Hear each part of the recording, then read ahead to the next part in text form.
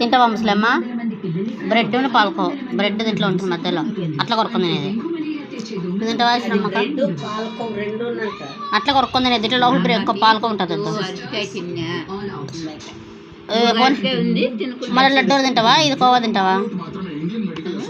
లడ్డు తింటావా? కోవా తింటావా? కోవద్దానికి కోవట్లేదా? ఓకే, అరటికాయ అదే అట్లే ఇంక వీళ్ళంతా అడిగినారు కదా అని అట్లే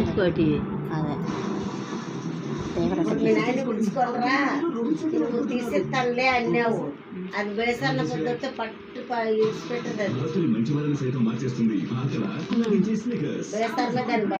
ఈడకాయ గోయిల్లని తీసిస్తామని చెప్దాం కానీ